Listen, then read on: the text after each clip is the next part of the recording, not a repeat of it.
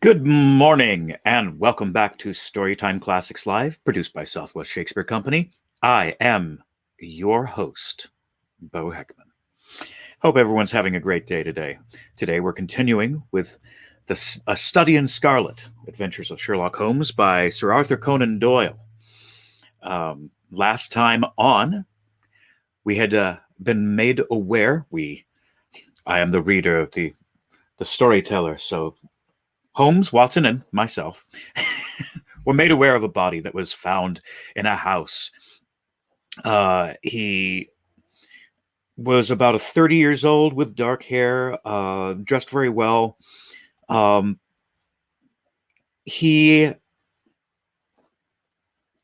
was a word written in blood on a wall behind him with the letters R-A-C-H.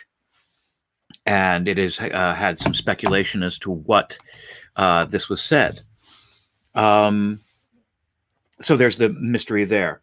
Holmes has figured this out, and everyone felt kind of stupid for it. If we've come across that or not, I'm just so familiar with this story, pretty much, that I jump ahead and I start talking about things that have not happened yet. So let's go back to the future, and some comments this morning. Good morning, Bo from Stanley. How are you doing today? I am okay. I am here. Sometimes things test your mettle, and had that kind of a weekend, and so everything's good. Everything's fine now, but I'm just going to say wow and leave that as a mystery.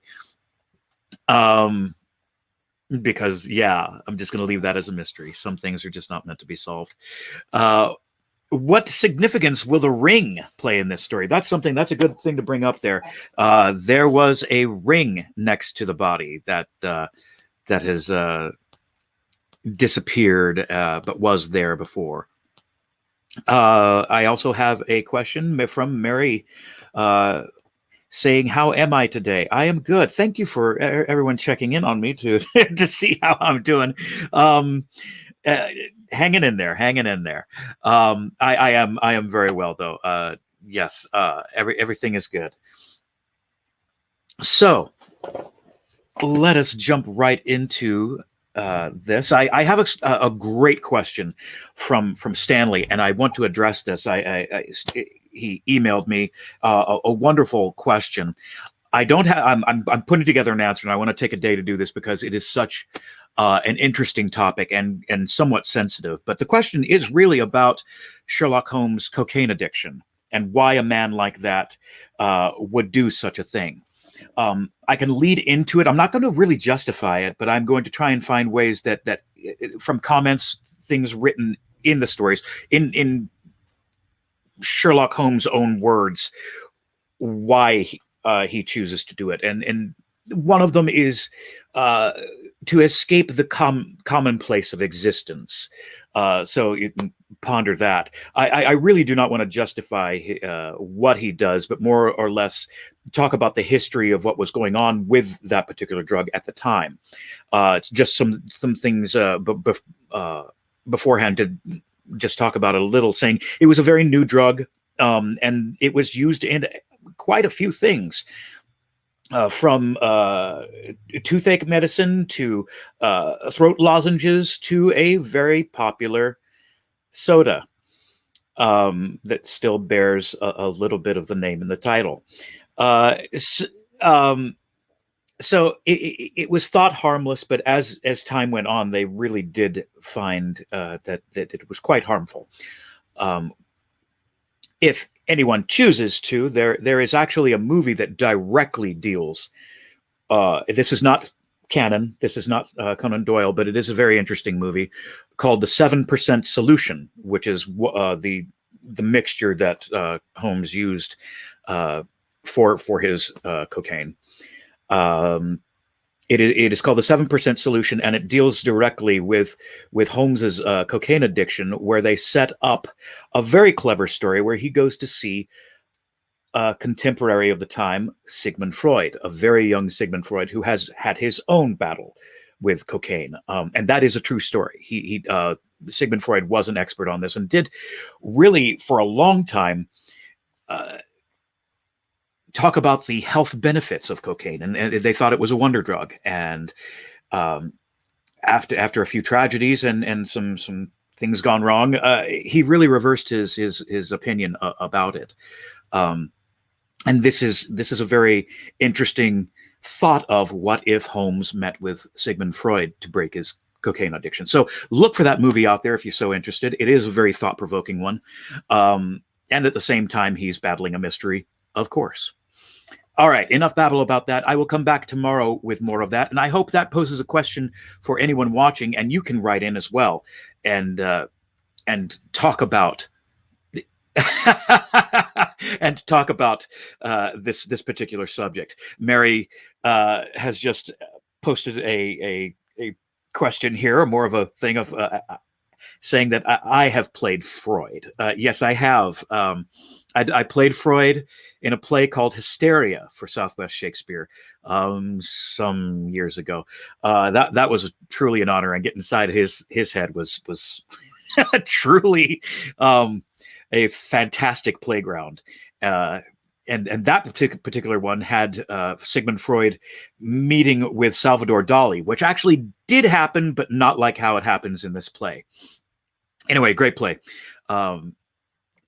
If you have a chance to see it, if someone is doing it, go out to see it, but be ready for surprises because it pulls the rug out from underneath you. All right, enough about that, and we will go right into our story today.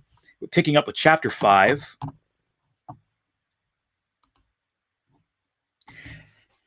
Chapter 5, Our Advertisement Brings a Visitor. Our morning's exertions had been too much for my weak health, and I was tired out in the afternoon. After Holmes's departure for the concert, I lay down upon the sofa and endeavored to get a couple of hours' sleep. It was a useless attempt. My mind had been too much excited by all that had occurred, and the strangest fancies and surmises crowded into it. Every time that I closed my eyes, I saw before me the distorted baboon-like countenance of the murdered man. So sinister was the impression which that face had produced upon me that I found it difficult to feel anything but gratitude for him who had removed its owner from the world.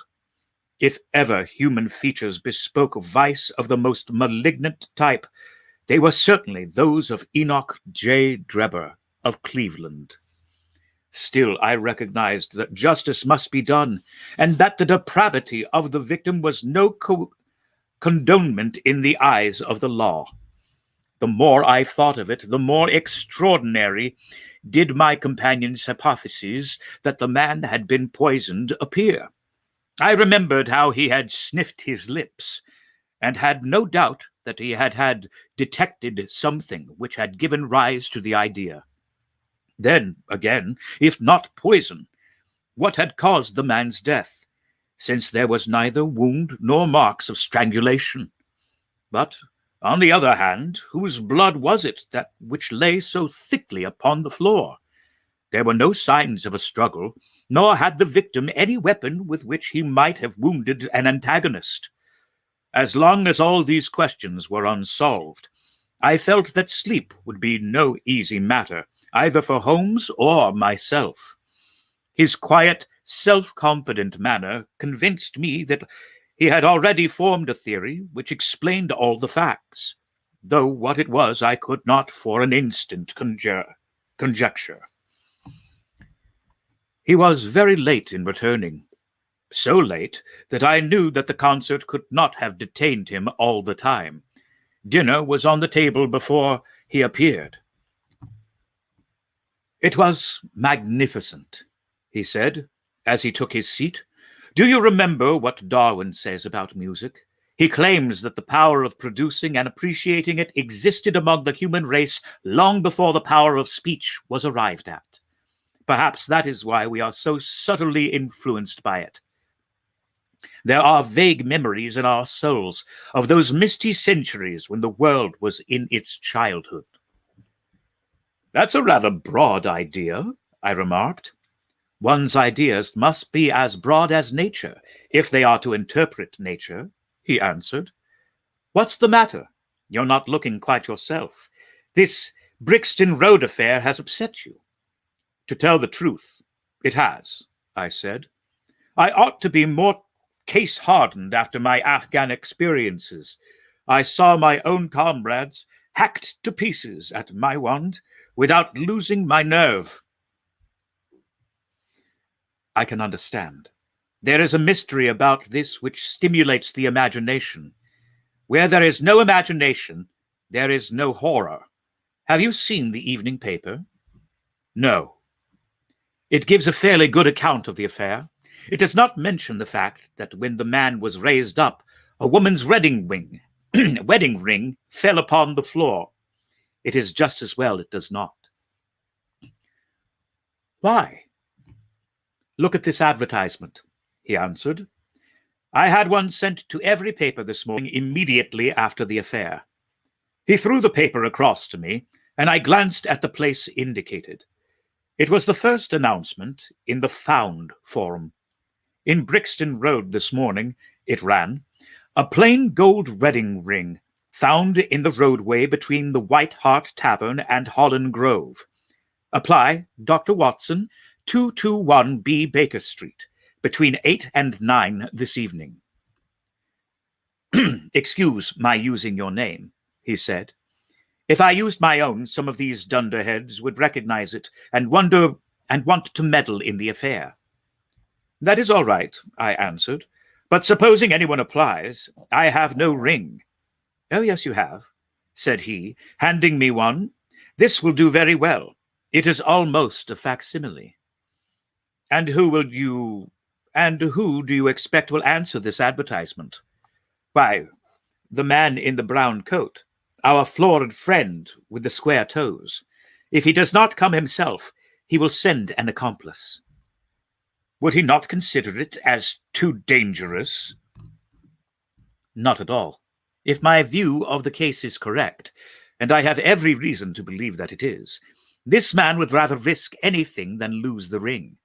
According to my notion, he dropped it while stooping over Drebber's body, and did not miss it at the time.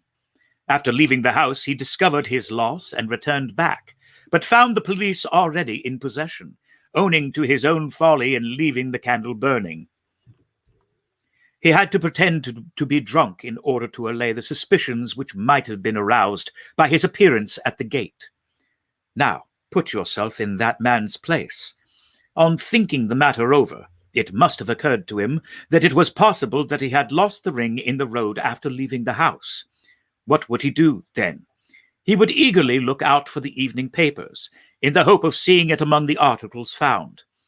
His eye, of course, would light upon this. He would be overjoyed.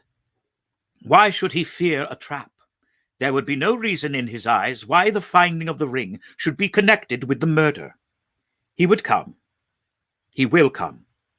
You shall see him within an hour. And then? I asked. Oh, you can leave me to deal with him then. Have you any arms? I have my old service revolver and a few cartridges. You had better clean it and load it. He will be a desperate man. And though I shall take him unawares, it is as well to be ready for anything.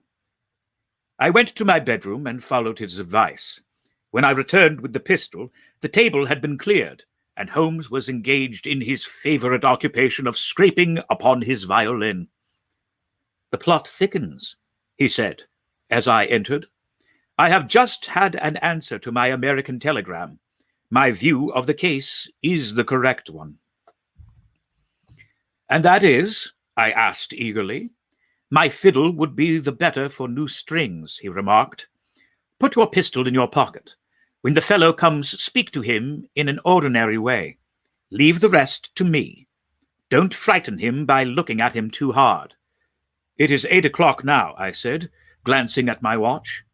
Yes, he will probably be here in a few minutes. Open the door slightly. That will do, Now put the key in on the inside. Thank you. This is a queer old book I picked up at a stall yesterday. De jure inter gentil, published in Latin at Liege in the Lowlands in 1642. Charles's head was still firm on his shoulders when this little brown-backed volume was struck off. Who was the printer? Philippe de Croix, whoever he may have been. On the flyleaf, in very faded ink, is written Ex Libris Guillaume White. I wonder who William White was. Some pragmatical 7th century lawyer, I suppose. His writing has a legal twist about it. Here comes our man, I think. As he spoke, there was a sharp ring at the bell. Sherlock Holmes rose softly and moved his chair in the direction of the door. We heard the servant pass along the hall, and the sharp click of the latch as she opened it. "Does Dr. Watson live here?" asked a clear but rather harsh voice. We could not hear the servant's reply, but the door closed, and someone began to ascend the stairs. The footfall was an uncertain and shuffling one. A look of surprise passed over the face of my companion as he listened to it. It came slowly along the passage, and there was a feeble tap at the door. "Come in," I cried. At my summons, instead of the man of violence whom we expected, a very old and wrinkled woman hobbled into the apartment. She appeared to be dazzled by the sudden blaze of light, and after dropping a curtsy, she stood blinking at us with her bleared eyes and fumbling in her pocket with nervous, shaky fingers. I glanced at my companion, and his face had assumed such a disconsolate expression that it was all I could do to keep my countenance. The old crone drew out an evening paper and pointed at our advertisement. "It's this as has brought me, good gentleman," she said, dropping another curtsy. "A gold wedding ring in the Brixton Road. It belongs to my girl Sally, as was married only this time 12-month, which her husband is steward aboard a Union boat, and what he'd say if it comes home and found her without a ring is more than I can think. He being short enough at the best of times, but more especially when he has the drink. If it please you, she went to the circus last night along with—" "Is that her ring?" I asked. "The Lord be thanked!" cried the old woman. "Sally will be glad woman this night. That's the ring." "And what may your address be?" I inquired, taking up a pencil. 13 Duncan Street, Houndsditch. A weary way from here." "The Brixton Road does not lie between any circus and Houndsditch," said Sherlock Holmes sharply. The old woman faced round and looked keenly at him from her little red-rimmed eyes. "The gentleman asked me for my address," she said. "Sally lives in lodgings at 3 Mayfield Place, Peckham." "And your name is?" "My name is Sawyer. Hers is Dennis, which Tom Dennis married her, and a smart, clean lad too, as long as he's at sea, and no steward in the company more thought of. But when on shore, what with the women and what with liquor shops—" "Here is your ring, Mrs. Sawyer," I interrupted. "In obedience to a sign from my companion, it clearly belongs to your daughter, and I am glad to be able to restore it to the rightful owner." With many mumbled blessings and protestations of gratitude, the old crone packed it away in her pocket and shuffled off down the stairs. Sherlock Holmes sprang to his feet the moment that she was gone and rushed into his room. He returned in a few seconds, enveloped in an ulster and a cravat. "I'll follow her," he said hurriedly. "She must be an accomplice and will lead me to him. Wait up for me." The hall door had hardly slammed behind our visitor before Holmes had descended the stair. Looking through the window, I could see her walking feebly along the other side, while her pursuer dogged her some little distance behind. Either His whole theory is incorrect, I thought to myself, or else he will be led now to the heart of the mystery. There was no need for him to ask me to wait up for him, for I felt that sleep was impossible until I heard the result of his adventure. It was close upon 9 when he set out. I had no idea how long he might be, but I sat stolidly puffing at my pipe and skipping over the pages of Henry Murger's Vie de Bohème. 10 o'clock passed, and I heard the footsteps of the maid as they pattered off to bed. 11, and the more stately tread of the landlady passed my door, bound for the same destination. It was close upon 12 before I heard the sharp sound of his latchkey. The instant he entered, I saw by his face that he had not been successful. Amusement and chagrin seemed to be struggling for the mastery until the former suddenly carried the day, and he burst into a hearty laugh. I wouldn't have the Scotland Yarders know it for the world, he cried, dropping into his chair. I have chafed them so much that they would never have let me near the end of it. I can afford to laugh, because I know that I will be even with them in the long run. What is it then? I asked. Oh, I don't mind telling a story against myself. That creature had gone a little way when she began to limp and show every sign of being footsore. Presently she came to a halt and hailed a four-wheeler which was passing. I managed to be close to her so as to hear the address, but I need not have been so anxious, for she sang it out loud enough to be heard at the other side of the street. Drive to 13 Donkin Street, Houndsditch, she cried. This begins to look genuine, I thought, and having seen her safely inside, I perched myself behind. That's an art which every detective should be an expert at. Well, away we rattled, and never drew rein until we reached the street in question. I hopped off before we came to the door, and strolled down the street in an easy, lounging way. I saw the cab pull up. The driver jumped down, and I saw him open the door and stand expectingly. Nothing came out, though.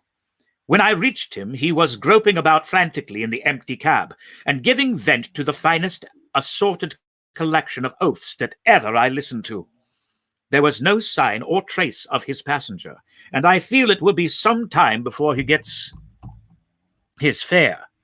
On inquiring at number 13, we found that the house belonged to a respectable paper hanger named Keswick, and that no one of the name either of Sawyer or Dennis had ever been heard of there. You don't mean to say, I cried in amazement, that the tottering, feeble old woman was able to get out of the cab while it was in motion without either of you or the driver seeing her? Old woman be damned, said Sherlock Holmes sharply. We were the old women to be so taken in. It must have been a young man, and an active one too, besides being an incomparable actor. The get-up was inimitable, and he saw that he was followed, no doubt, and used this means of giving me the slip. It shows that the man we are after is not as lonely as I imagined he was, but has friends who are ready to risk something for him. Now, Doctor, you are looking done up. Take my advice and turn in.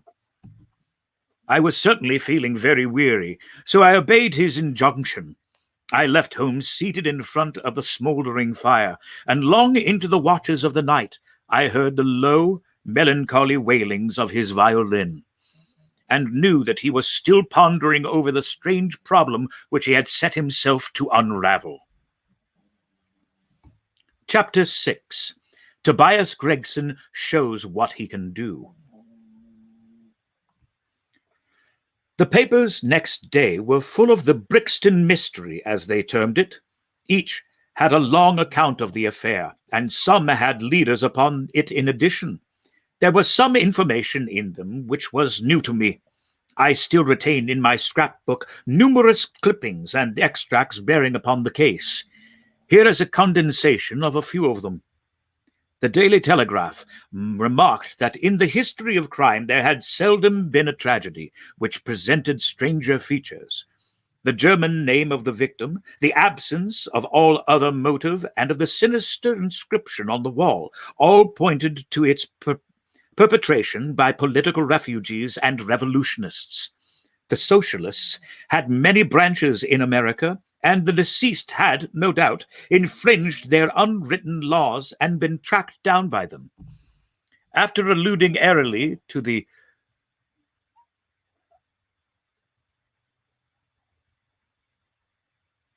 Themgericht,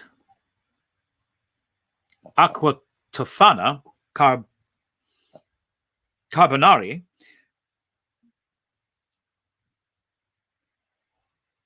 Marcionus de Brinvilliers, and Darwinian theory, the principles of Malthus and the Ratcliffe Highway murders, the article concluded by admonishing the government and advocating a closer watch over foreigners in England.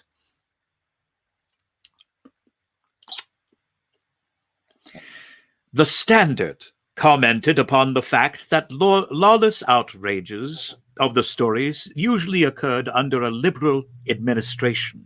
They arose from the unsettling of the minds of the masses and the consequent weakening of all authority.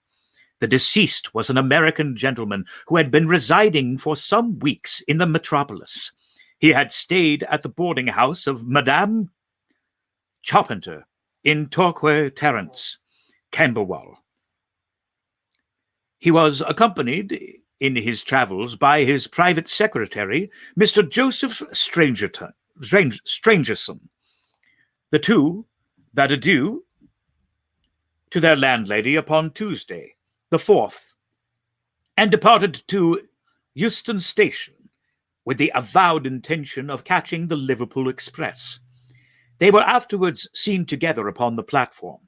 Nothing more is known of them until Mr. Drebber's body was, as recorded, discovered in an empty house in the Brixton Road, many miles from Euston. How he came there or how he met his fate are questions which are still involved in mystery. Nothing is known of the whereabouts of Strangerson.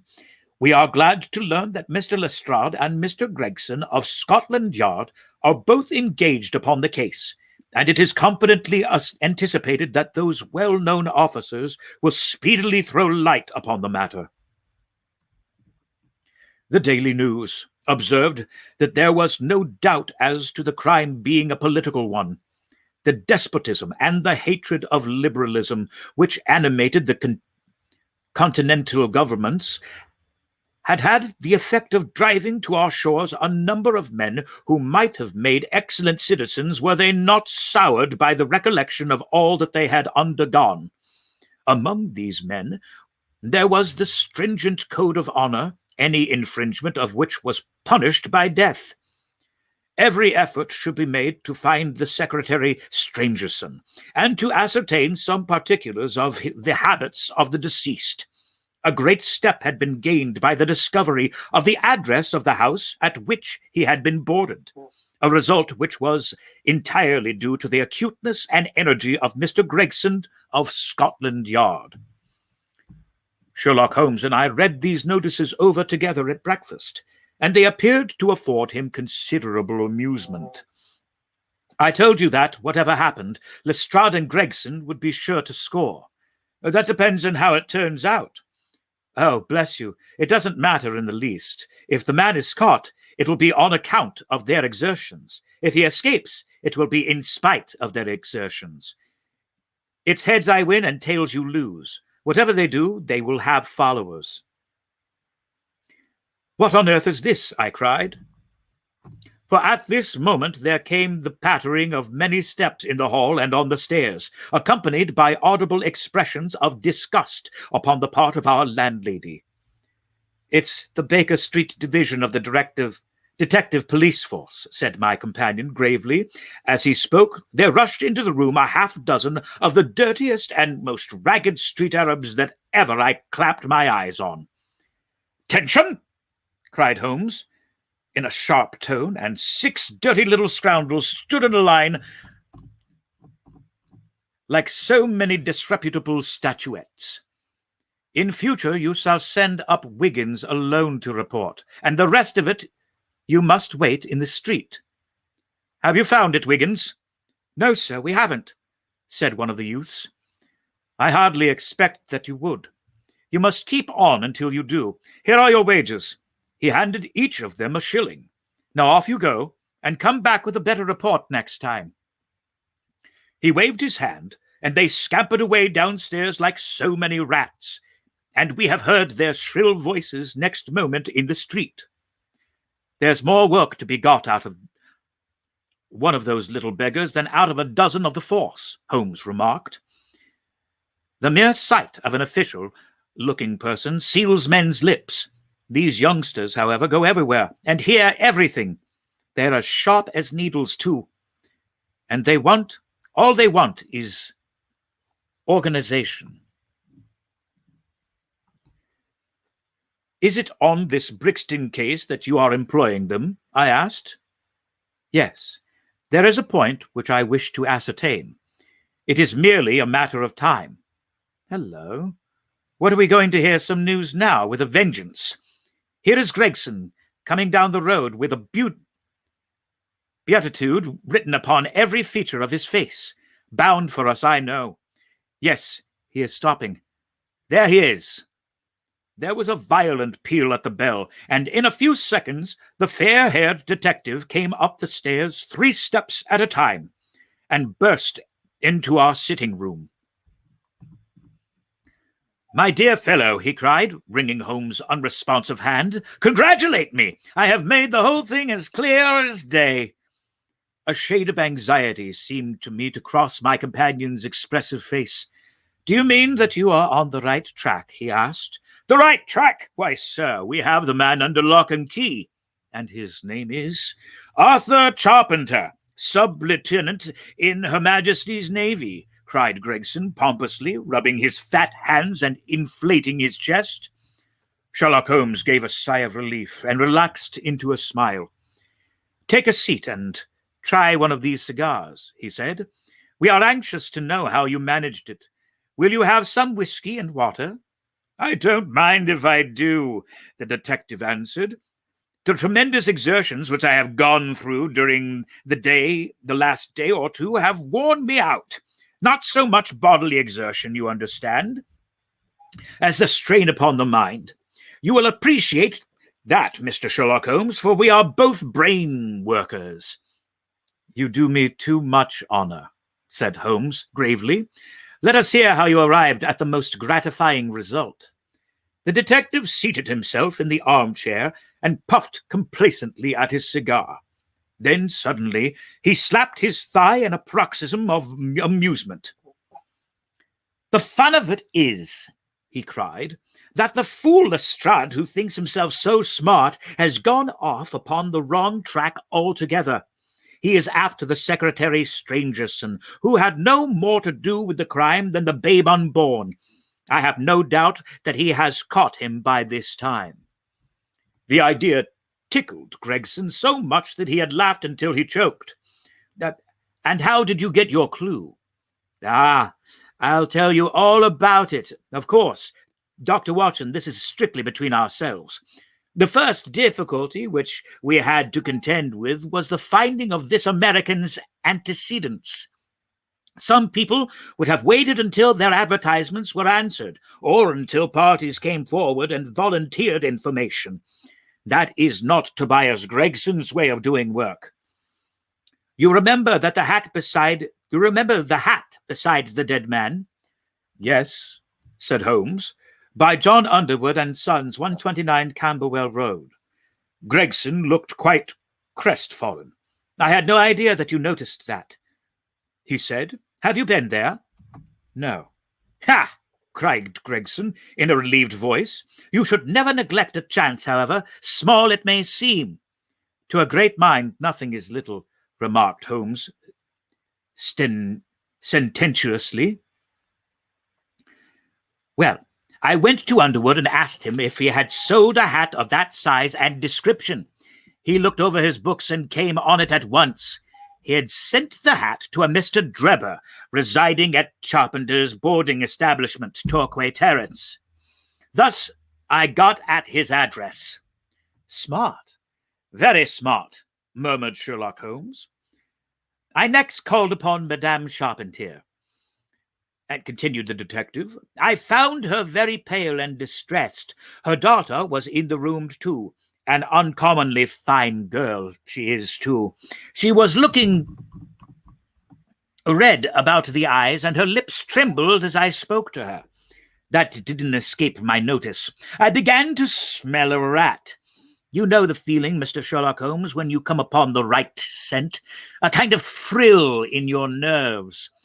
Have you heard of the mysterious death of your late boarder, Mr. Enoch J. Drebber of Cleveland? I asked. The mother nodded.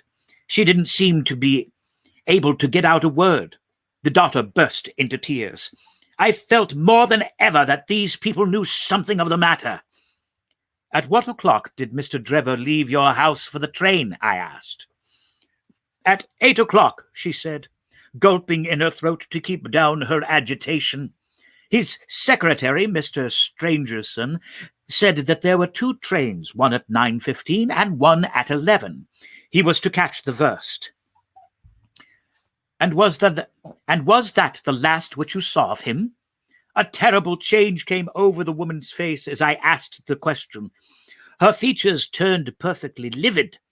It was some seconds before she could get out the single word, yes, and when it did come out, was in a husky, unnatural tone. There was silence for a moment, and then the daughter spoke in a calm, clear voice. No good can ever come of falsehood, mother, she said. Let us be frank with this gentleman. We did see Mr. Drebber again. God forgive you, cried Madame Charpentier, throwing up her hands and sinking back into her chair. You have murdered your brother. Arthur would rather that we spoke the truth, the girl answered firmly. You had best tell me all about it now, I said. Half confidences are worse than none. Besides, you do not know how much we know of it. On your head be it, Alice, cried her mother. And then, turning to me, I will tell you all, sir. Do not imagine that my agitation on behalf of my son arises from any fear lest he should have had a hand in this terrible affair. He is utterly innocent of it. My dread is, however, that in your eyes and in the eyes of others, he may appear to be compromised. That, however, is surely impossible. His high character, his profession, his antecedents would all forbid it. Your best way is to make a clean breast of the facts, I answered. Depend upon it, if your son is innocent, he will be none the worse. Perhaps, Alice, you had better leave us together, she said, and her daughter withdrew.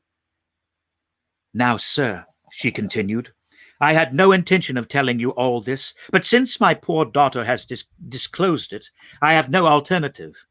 Having once decided to speak, I will tell you all without omitting any particular.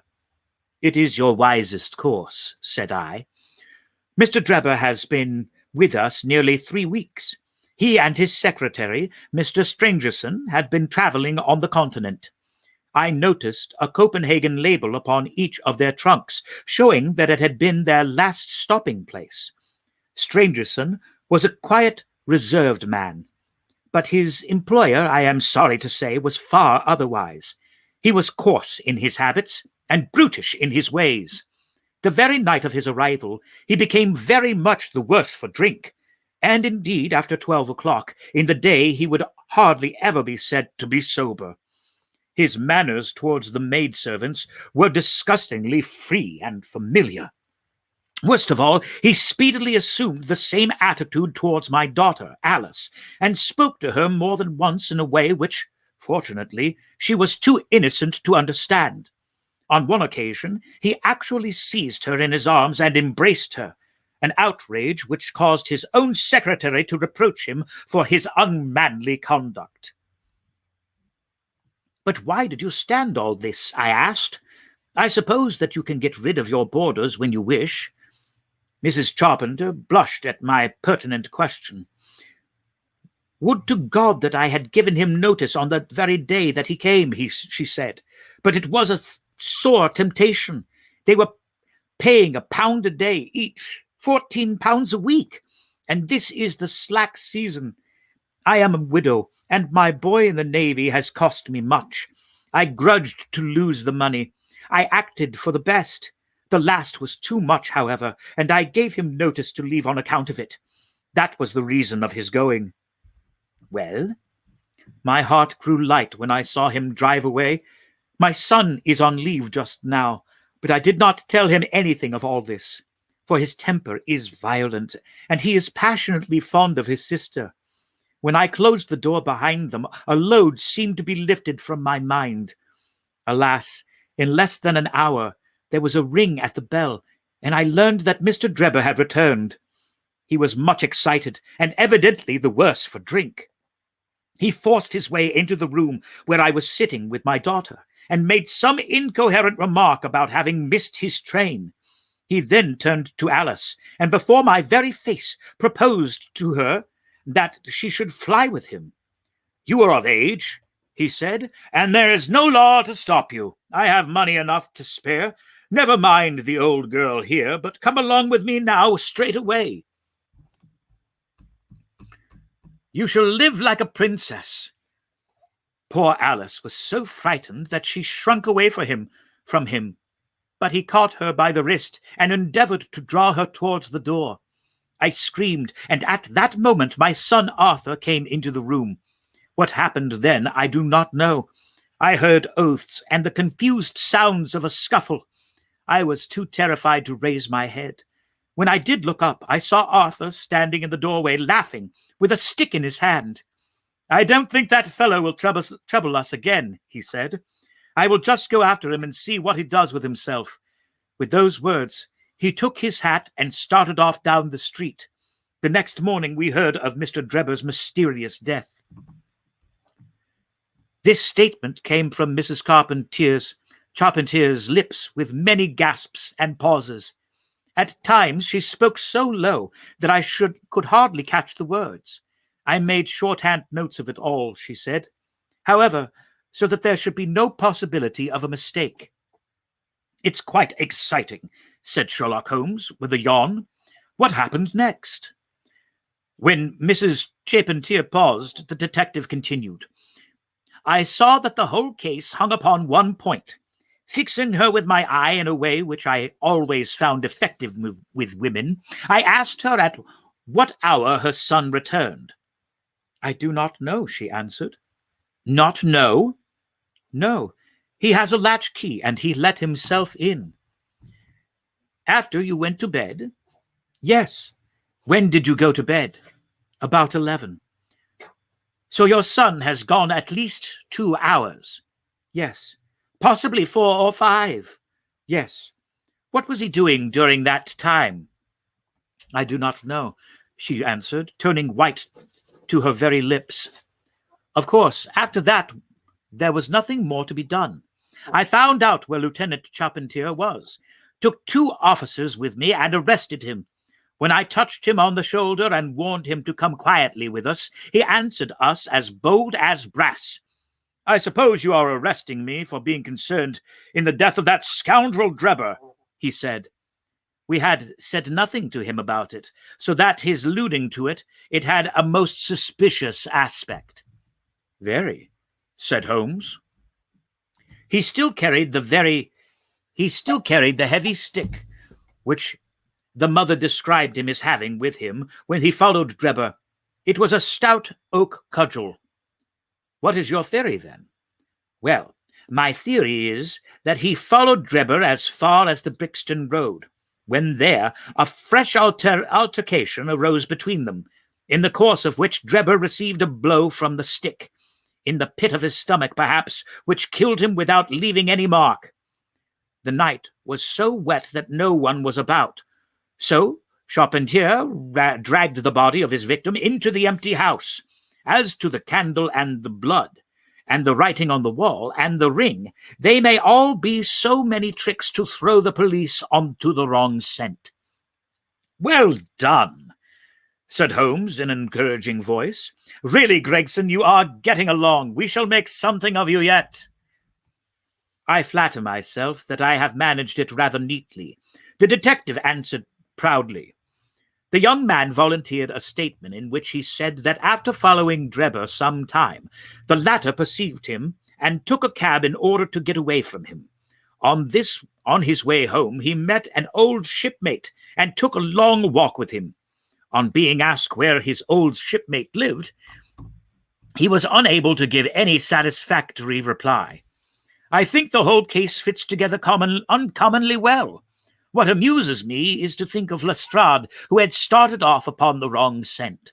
I am afraid he won't make much of. Why, by Jove, here's the very man himself. It was indeed Lestrade who had ascended the stairs while we were talking, and who now entered the room. The assurance and jauntiness which generally marked his demeanor and dress were, however, wanting. His face was disturbed and troubled, while his clothes were disarranged and untidy. He had evidently come with the intention of consulting with Sherlock Holmes, for on perceiving his colleague, he appeared to be embarrassed and put out. He stood in the center of the room, fumbling nervously with his hat and uncertain what to do. This is a most extraordinary case, he said at last, a most incomprehensible affair. Ah, you find it so, said Lestrade. Mr. Lestrade, cried Gregson triumphantly. I thought you would come to that conclusion. Have you managed to find the secretary, Mr. Joseph Stangerson? The secretary, Mr. Joseph Stangerson, said Lestrade gravely, was murdered at Halliday's private hotel about 6 o'clock this morning. And we will stop here for the day and pick up tomorrow with Chapter 7, Light in the Darkness. Let me see. This is where I check to see if there are any new comments. Sherlock now. That's going to be my slogan. We'll have T-shirts printed up. Sherlock now. It'll work. We hope you have a great rest of your day today. Please, again, if you watch this at a later time or whatever, please write in with any questions. I'd like to encourage discussion. There is a question on the table, and that is to address the elephant in the room, and that is Holmes's cocaine addiction. And why would someone like that get involved in such a thing? And what I've briefly alluded to, not to condone anything about it, I'm just going to use quotes that he has made himself and some historical facts of the time, saying it was a very new thing, and it was thought of by some to be a wonder drug, a picture of perfect health. So it took a little bit for people to see that it was really a destructive force. But in the beginning, it was a quite common thing, put in many things, from toothache medicine, lozenges to, as I said earlier, a popular soda with the name partially still intact. Anyway, thank you for tuning in today. Please join us again tomorrow for more Storytime Classics live in the Sherlock Holmes adventures. If you are going out today, please be safe and please wear a mask.